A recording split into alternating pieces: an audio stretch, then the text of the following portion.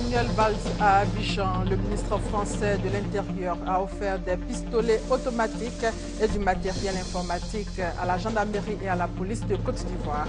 Il s'agit de doter en armes les agents qui luttent contre le grand banditisme et le terrorisme.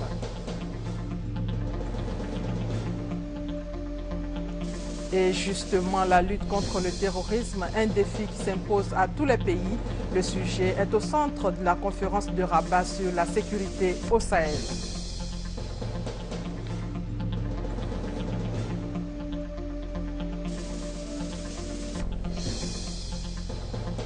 Journée porte ouverte sur la Fondation Félix Houphouët-Boigny de Yamoussoukro, journée qui marque les 40 ans d'existence de cette fondation. Aujourd'hui, samedi 16 novembre, bienvenue à tous dans le 13h. Dans l'actualité sportive, la Côte d'Ivoire négocie une troisième qualification pour la Coupe du monde de football. À 19h, la Côte d'Ivoire sera face au Sénégal à Casablanca. Hier, à Casablanca, les éléphants ont livré leur dernier entraînement avant le choc de ce soir contre le Sénégal. Ricardo Zama, notre envoyé spécial. Nous y sommes, Lions du Sénégal, éléphants de Côte d'Ivoire. Le compteur est remis à zéro. Entrée des Ivoiriens en toute décontraction pour les derniers réglages d'avant-bataille. On a cette équipe des éléphants de Côte d'Ivoire qui sait que tout passe par l'union sacrée.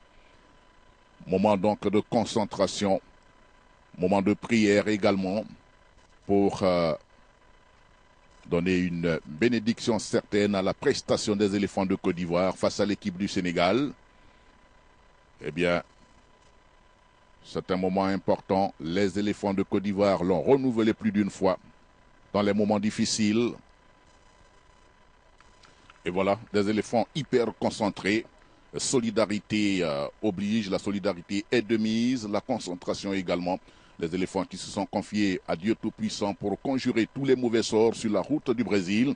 Eh bien, advienne que pourra. Ils sont confiants désormais et ils vont attaquer le Sénégal. Foi d'engagement et de détermination.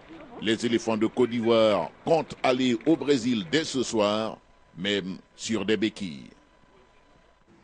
Et toujours sur place à Casablanca, la Fédération ivoirienne de football sonne la mobilisation autour des éléphants. Regardez. En ralliant Casablanca par vol spécial le 11 novembre dernier, la Fédération ivoirienne de football plantait les racines de toute l'importance accordée à ce Sénégal-Côte d'Ivoire qu'elle entend gérer avec rigueur jusqu'au bout. Nous, en tant que Fédération ivoirienne de football, avons pris toutes les dispositions pour que l'équipe nationale de Côte d'Ivoire, les éléphants, soit au Brésil. On a 90 minutes, on a une légère avance et nous comptons vraiment pousser et faire en sorte que les éléphants soient au Brésil et que les éléphants fassent partie des grandes nations de football. C'est notre objectif, c'est l'objectif des joueurs et tout le monde s'est mis à œuvrer pour que ça soit chose faite. Côté supporters, disposition de mobilisation. Les éléphants de Côte d'Ivoire auront des appuis de qualité. Nous, en tant que fédération, avons eu quelques rencontres avec les différentes associations d'Ivoiriens résidant ici, à travers l'ambassade de Côte d'Ivoire. Donc je pense que tout se passe bien, la mobilisation sera au rendez-vous. Sabri et ses hommes ont raison d'avoir le pas alerte. Le Brésil n'est plus qu'à 90 minutes de marche. Et en raison de ce match Côte d'Ivoire-Sénégal prévu pour 19h, le journal de 20h vous sera proposé à 22h. Et compte tenu de ce décalage, le journal de 23h n'aura pas lieu. Sachez que le ministre français de l'Intérieur est à Abidjan. Ce matin, à l'école de police, il a offert 500 pistolets automatiques et du matériel informatique à la gendarmerie et à la police de Côte d'Ivoire. Un don pour améliorer les performances des forces de sécurité dans la lutte contre le grand banditisme et contre le terrorisme. On écoute à présent le ministre français de l'Intérieur. La Côte d'Ivoire est un très grand pays. Un très grand pays qui doit retenir toute l'attention. Nous en parlions il y a un instant avec monsieur l'ambassadeur et son équipe. Grand pays par sa situation géographique, par sa richesse, par le dynamisme de sa population, par son économie et évidemment sa croissance et les liens qui nous unissent entre pays qui se respectent, qui regardent ensemble l'avenir. Ces liens doivent en permanence être réaffirmés et soutenus, et c'est le sens évidemment de ma présence ici pour soutenir cette coopération dans le domaine essentiel qui est celui de la sécurité.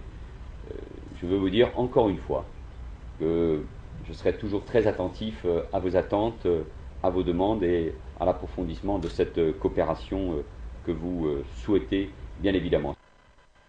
Le ministre français de l'Intérieur au micro de Michel Digré, Manuel Valls, qui va rencontrer la communauté française en Côte d'Ivoire et après, il sera reçu en audience par le chef de l'État. Il faut signaler que Manuel Valls et Ahmed Bakayoko ont eu un entretien à Paris le 21 juin dernier. Au centre de la rencontre, le renforcement de la coopération bilatérale en matière sécuritaire entre les deux capitales, Abidjan et Paris. Extrait du discours du ministre de l'Intérieur, Ahmed Bakayoko, ce matin à l'école de police. Après la crise, la France a joué un rôle déterminant dans la reprise et la normalisation de la situation sécuritaire grâce aux dons de matériel à la police nationale et à la gendarmerie dont les services avaient été entièrement pillés.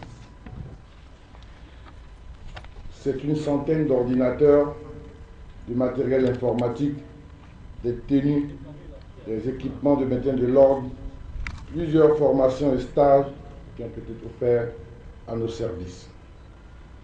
Monsieur le ministre, l'appui de la France dans la réforme du secteur de la sécurité en cours est vivement apprécié au plus haut niveau de l'État.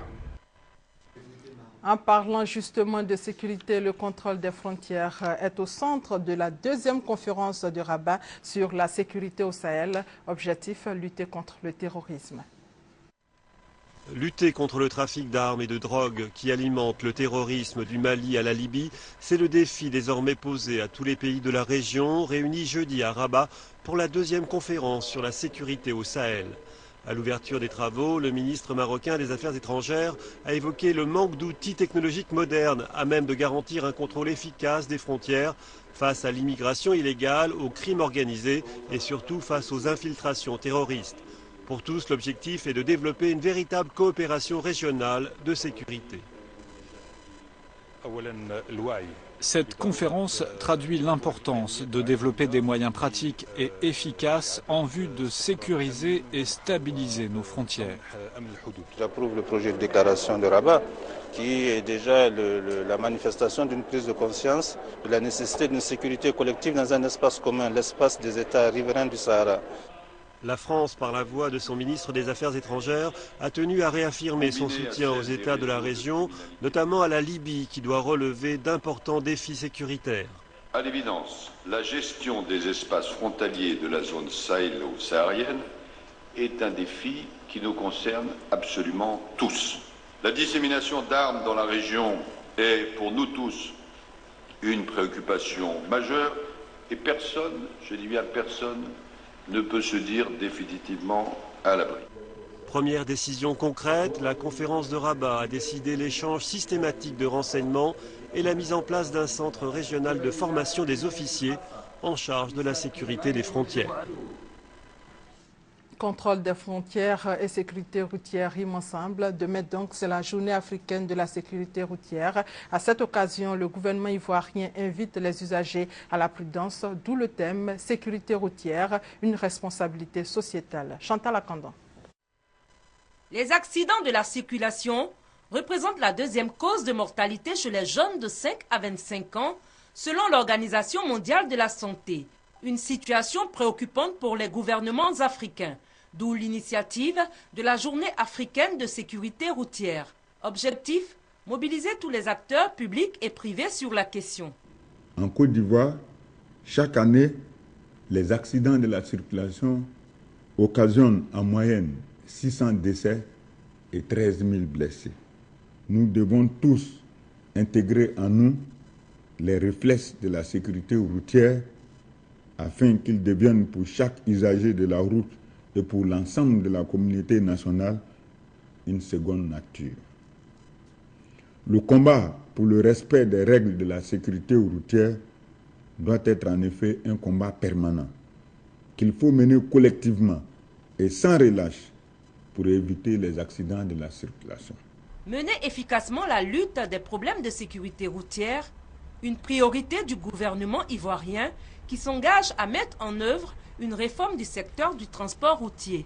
Le gouvernement, pour sa part, est résolu à jouer pleinement son rôle dans cette lutte. Il s'agit notamment de mettre en place un système intégré de gestion des activités de transport routier qui automatisera l'ensemble des opérations de transport. Réformer le permis de conduire et instaurer le permis à points. Délivrer le certificat de visite technique infalsifiable en format carte de crédit. Interdire le téléphone au volant. Généraliser l'installation des radars de contrôle de vitesse et de caméras de surveillance sur les voies à haut trafic et les corridors. Renouveler le parc automobile. Chers compatriotes, la vie humaine est le bien le plus cher. Préservons-la en respectant les règles de sécurité routière et en évitant d'endeuiller nos familles. Pour marquer la deuxième édition de la Journée africaine de sécurité routière, des prières ponctuées de messages de sensibilisation sur la sécurité routière dans les édifices religieux ont été organisées par le ministère des Transports à travers sa direction de l'Office de la sécurité routière, OSER. Direction Yamoussoukro, où les responsables de la Fondation Félix Houphouët-Boigny pour la recherche de la paix ont initié une journée porte ouverte pour permettre au public de s'informer. Cette journée marque également le 40e anniversaire de la création de cette fondation. Reportage Charles Tatou. Cette journée, portes ouvertes, les initiateurs l'ont voulu pour montrer et partager dans l'échange fraternel le dialogue et la paix, mais surtout commémorer le 40e anniversaire de la Fondation Félix Houphouët-Boigny pour la recherche de la paix. Occasion donc pour le secrétaire général adjoint de l'institution, Jean-Noël Loukou, de faire l'historique de la Fondation Félix Houphouët-Boigny, mais aussi le bilan de ses activités. Nous avons souhaité cette journée porte ouverte pour que le public vienne se rendre compte par lui-même de ce qui se fait dans tous ces domaines-là. La Fondation a maintenant un quart de siècle d'existence et le président de la République et le gouvernement ont commencé un programme de réhabilitation de cette fondation. Les élèves des établissements secondaires et les chefs traditionnels de la ville de Yamoussoukro ont effectué le déplacement pour prendre part à cette commémoration du 40e anniversaire de la Fondation Félix Houphouët-Boigny pour la recherche de la paix. La journée nationale de la paix a été célébrée hier. La première dame de Côte d'Ivoire a fêté la paix avec les populations de Ouassakara dans la commune de Yopougon. C'était à l'occasion des journées socio-culturelles organisées par le chanteur Billy Billy, fils de Ouassakara. Témoin de cet événement, Viviane Aïmé. Ouassakara, quartier de la commune de Yopougon, est à l'image de bon nombre de quartiers populaires d'Abidjan, avec leur lot de moins nantis et de défavorisés. Mais grâce au talent d'un de ses fils, le chanteur Billy Billy, qui a su dépeindre des aspects de la vie dans ce quartier, Ouassakara a gagné aujourd'hui une renommée nationale. C'est encore grâce à ce fils prodige que ce quartier de Yopougon vient de recevoir ce vendredi, pour la première fois depuis sa création, la visite d'une première dame de Côte d'Ivoire en la personne de la première dame Dominique Ouattara.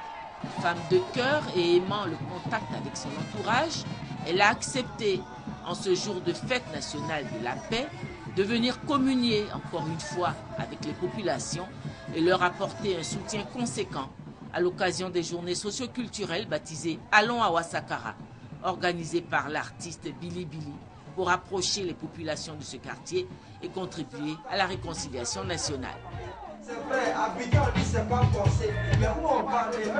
Si la première dame Dominique Ouattara avait déjà fait plusieurs dons à la commune de Yopougon, dont 100 millions de francs octroyés dans le cadre du FAFSI aux femmes de Yopougon pour les aider à entreprendre des micro-projets et une opération de consultation ophtalmologique, ce vendredi, c'est une montagne de dons destinée aux femmes et aux enfants de Ouassakara qui a été offert par la première dame de Côte d'Ivoire, dont en matériel pour soutenir les différents groupements d'activités broyeuses de maïs et de manioc, décortiqueuses, conteneurs frigorifiques, moules pour la fabrication de savon, barriques, four à gaz, machines à coudre, congélateurs, casques de coiffure, matériel scolaire, matériel sanitaire, de grandes quantités de vivres et des dons en espèces.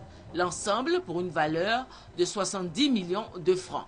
Ému par tant de sollicitudes de la part de la première dame Dominique Ouattara, le chanteur Billy Billy lui a exprimé sa gratitude. En chantant Ouassakara, je n'avais pas l'objectif de faire l'éloge de la pauvreté, bien au contraire. J'ai voulu, en tant que citoyen actif, pousser les uns et les autres à passer à l'action, en se souvenant que ce quartier fait aussi partie de la Côte d'Ivoire. Madame la Première Dame, chère maman, malheureusement, il n'y a pas de mot plus grand que merci pour vous exprimer notre gratitude. La Première Dame de Côte d'Ivoire lui a dit son soutien et ses encouragements. Aux femmes de Ouassakara, elle a dit son engagement à leur côté pour les aider à sortir de la pauvreté. Billy Billy est un modèle pour les plus jeunes et je voudrais l'encourager à demeurer sur cette lancée tant sur le plan artistique que sur le plan social. Je sais que vous, femmes de Ouassakara, êtes des femmes battantes et ne ménagez aucun effort pour aider vos familles. Sachez que ce combat est aussi le mien. C'est pourquoi j'ai créé le fonds d'appui aux femmes de Côte d'Ivoire et je vous encourage à y participer. En effet, grâce au FAFSI, vous pourrez obtenir des crédits pour financer vos activités à des conditions très avantageuses. Par ailleurs, chères sœurs, je suis venue vous soutenir en vous apportant du matériel pour vos coopératives et groupements. Aujourd'hui, nous sommes le 15 novembre, jour de la paix en Côte d'Ivoire. Et je suis très heureuse d'avoir pu célébrer cette fête en votre compagnie. Reconnaissantes, les femmes de Ouassakara, dans leur diversité, ont dit merci à leurs généreuses donatrices. Autre activité pour célébrer la Journée nationale de la paix, la jeunesse de la CEDEAO, en collaboration avec le mouvement des jeunes de la diaspora burkinabé, a profité de l'événement pour rendre hommage au président de l'Assemblée nationale, Guillaume Soro, pour son engagement pour la paix. Regardez. La diaspora burkinabé et la jeunesse de la communauté économique de la CEDEAO se souviennent de l'engagement du président de l'Assemblée nationale en faveur de la paix. 72 heures d'hommage donc pour marquer leur reconnaissance. Nous considérons que les jeunes comme nous, ils incarnent les valeurs du travail, de l'intégration, de la justice. Il est pour nous le symbole de la jeunesse consciente parce qu'avec son jeune âge, il a su quand même assumer des responsabilités dans ce pays. Et il intervient même à l'international afin de pouvoir régler les conflits et autres. C'est un jeune, il a joué beaucoup de rôle en Afrique, en Côte d'Ivoire, pour faire que le pays se retrouve en paix. Donc nous supportons la paix. L'initiative est appréciée par le représentant de Guillaume Soro, président de l'Assemblée nationale. Célébrons la paix, mais au-delà de célébrer la paix, au-delà des festivités, il faut que nous posons des questions intérieures. Est-ce que nous-mêmes, là, nous avons accepté le principe de la paix? Est-ce que nous avons intégré la vie de la paix? Est-ce que nous avons compris que la paix est le fondement de toute notre vie? La paix pour transcender les barrières raciales, régionales et même nationales. L'objectif est d'obtenir une société de vrais adorateurs de la paix. Dans moins de 10 jours, le président de la République sera dans la région du Gbeke. Pour préparer son arrivée, les populations de Sakassou, Diabo et Botro s'organisent. Patricia Oumouetia. Le compte à rebours a véritablement commencé, aussi bien pour les autorités que pour les élus. Tout le monde s'active.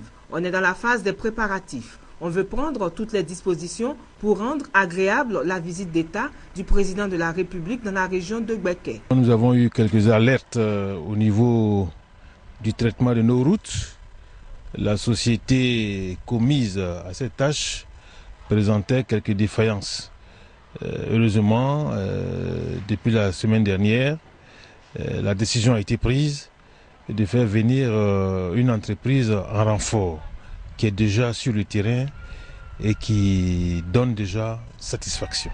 Il y a un mois, c'était pratiquement tous les jours il y avait des coupures de route entre Botro et Boaké. Donc on aimerait que la sécurité soit renforcée pendant la visite et après la visite. Quand ils ont la peur au ventre, ils ne viennent plus. Et ça diminue dans nos recettes. Oui, la peur au ventre, mais aussi la joie au cœur d'accueillir le président de la République. À Botro comme à Diabo, les populations demandent aux autorités de mettre l'accent sur la sécurité. Depuis la crise, il y a vraiment des petits tapages, surtout les gens, les coupeurs de routes, tout cela. Nous voulons que le président vienne pour qu'on trouve une solution, pour que nous soyons vraiment en paix. À Sakassou, c'est une ville qui fait sa mue. Rues reprofilées, bâtiments administratifs réhabilités, extension et renforcement du réseau électrique pour le bonheur des populations. Nous, on fait les commerces, on n'a pas de moyens. On veut qu'il arrange aussi la ville, nous donne un peu d'argent pour qu'on puisse faire quelque chose. Je suis un menuisier. Il faudrait que quand il y a les activités, peut-être des travaux, des chantiers, il faudrait que nous, les jeunes qui sommes sur place, on puisse bénéficier. Souvent, les gens ont l'habitude de faire venir les ouvriers d'ailleurs pour venir travailler. Or, nous qui sommes là, nous chômons. Botro, Diabo, Sakassou, les travaux avancent et sont en bonne voie, selon le préfet du département de Botro. Koulibaly Lamine exhorte les populations à réserver un accueil triomphal au chef de l'État. Le peuple blanc se mobilise aussi pour faire de la visite du président Alassane Ouattara à Diabo une réussite. Autorités et élus sillonnent les villages et hameaux pour sensibiliser les populations. Charles Tatou.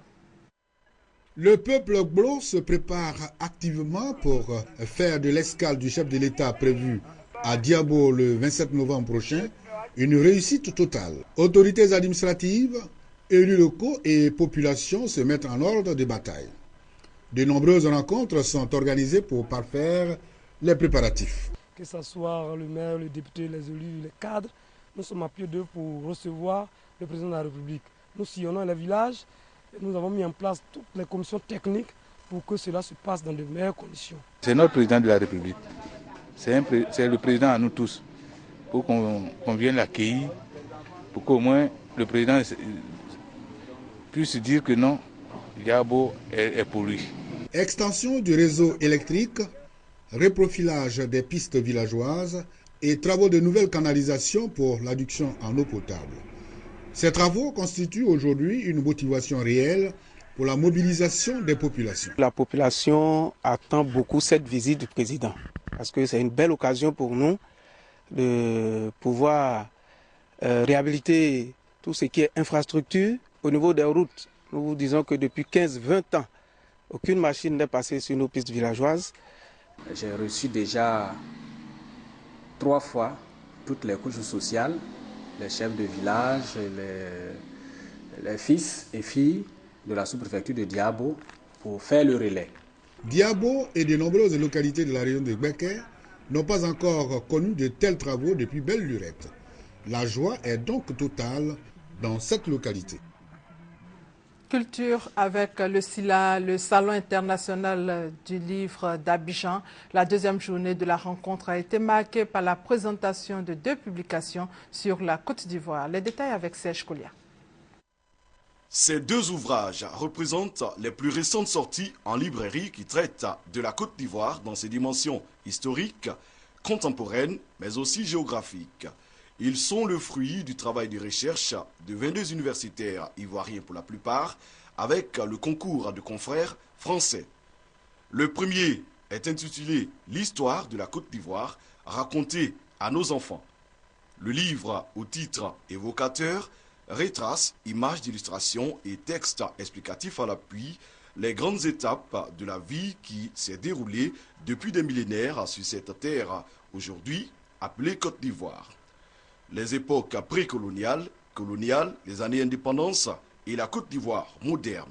Un voyage dans l'espace et dans le temps à la rencontre des grandes figures historiques de l'Éburli qui va certainement, au-delà des enfants auxquels il est destiné, intéresser au premier chef les adultes. Le deuxième ouvrage, Atlas de la Côte d'Ivoire, est également un document riche en informations géographiques. Il actualise toutes les données relatives à la Côte d'Ivoire dans tous ses secteurs. Nous, en tant que ministère de la Culture, ce sera de notre devoir, avec d'autres ministères, de d'offrir ces ouvrages à nos enfants, à nos élèves et les rendre disponibles dans nos bibliothèques publiques. La réalisation de ces deux documents s'est faite sous la direction de la maison Les Éditions Le Jaguar de Jeune Afrique. Les livres viennent renforcer la bibliothèque déjà fournie des publications sur la Côte d'Ivoire. Et le Salon international du livre d'Abidjan, vous le savez, a pris fin hier. Ce rendez-vous culturel a enregistré la dédicace des œuvres du ministre de la Culture, Bandama Maurice. Serge Collia, une fois encore, sollicité. De l'avis de tous les participants, le Salon international du livre d'Abidjan 2013 a été un véritable succès. Pour les éditeurs, écrivains, libraires, invités spéciaux, participants, le SILA 2013 s'est véritablement revêtu de son caractère populaire avec la présence de milliers de festivaliers, au nombre desquels les élèves des lycées et collèges de Côte d'Ivoire, Graines de demain, les étudiants et de nombreux intellectuels. Le ministre de la Culture et de la Francophonie a exprimé son satisfecit. Le Maroc et la Côte d'Ivoire ont établi des partenariats fructueux qui vont se concrétiser dans les semaines et mois à venir à travers la coédition de livres d'auteurs marocains et ivoiriens, à travers des échanges entre des librairies ivoiriennes et marocaines de livres d'auteurs et d'écrivains marocains, par la présence certaine de la Côte d'Ivoire au prochain salon du livre de Casablanca. Donc le salon du livre a donné des résultats palpables et visibles. Des prix d'honneur ont été décernés à la délégation marocaine, invitée d'honneur. Des pionniers de l'édition du livre en Côte d'Ivoire, notamment Guy Lambin et Marie-Agathe Amouakon, ont également été distingués. Nous avons vendu énormément de livres, surtout en littérature enfantine. Nous avons également les auteurs que nous avons déplacés, notamment Ken Bougoul et Maria Mandoy et Véronique Tadjo, qui ont fait de très très bonnes dédicaces. Donc nous sommes globalement très très satisfaits de ce salon. Et cette initiative d'avoir ce salon international du livre d'Abidjan permet aux auteurs africains d'être avec leur public africain, de faire leur promotion sur leur continent, de rencontrer les jeunes, les nouvelles générations d'écrivains. Le SILA 2013, c'est aussi le prix Ivoire pour la littérature africaine d'expression francophone, dont la remise est prévue ce samedi 16 novembre 2013. Journée internationale des droits de l'enfant, c'est un moment privilégié pour se rendre compte des nombreuses injustices perpétrées contre les enfants dans le monde. C'est aussi l'occasion de faire valoir la Convention internationale des droits de l'enfant de 1989, convention qui invite les peuples à mettre en avant les droits de l'enfant. Vive émotion après l'enlèvement du prêtre français. Le père Georges a été enlevé au Cameroun il y a 3 jours. Il est détenu au Nigeria, un rap qui porte la signature du groupe islamiste Boko Haram. Regardez. La traque a commencé au Cameroun pour retrouver le père Van den Busch, le prêtre français enlevé hier. Son rapt s'est déroulé dans l'extrême nord, près de Koza, à une trentaine de kilomètres de la frontière du Nigeria. Une zone très instable et déconseillée aux Français. Ce prêtre avait été informé que c'était une zone extrêmement dangereuse. Et néanmoins, il avait voulu continuer à rester là-bas. Donc, évidemment, tous les moyens sont déployés pour essayer de le localiser et, évidemment, comme à chaque fois nous le faisons, d'essayer de le libérer. L'enlèvement porte la signature de Boko Haram. Une source du groupe islamiste nigérian affirme dans un communiqué détenir le prêtre français. Selon les premiers éléments, les ravisseurs cherchaient de l'argent. Ils étaient nombreux et parlaient anglais. Il y avait une quinzaine de personnes, qu'on a retrouvé une valise du père Georges avec simplement dedans un chéquier au nom du père Georges et que ça c'était sur la route vers le Nigeria. Voilà. Tout le reste, c'est des suppositions. Âgé de 42 ans, le père Georges Van den Busch avait choisi de porter la foi dans cette zone reculée du Nord Cameroun, et ce, malgré les risques. Les prêtres sont là auprès des populations pour raison de proximité. Évidemment, il ne faut pas braver l'insécurité pour elle-même, ça va de soi. Le Père Georges était inséré, il était lié à un peuple, et c'est ça qui est la raison fondamentale. En France, l'heure est à la prière et au recueillement. Hier soir, dans l'ancienne paroisse du Père Georges à Sceaux, de nombreux fidèles avaient fait le déplacement. Le prêtre était un curé populaire. Je suis inquiète. J'espère qu'ils vont le libérer et j'espère qu'il ne souffrira pas trop. L'inquiétude demeure. Tous espèrent que le Père Georges sera libéré le plus rapidement possible.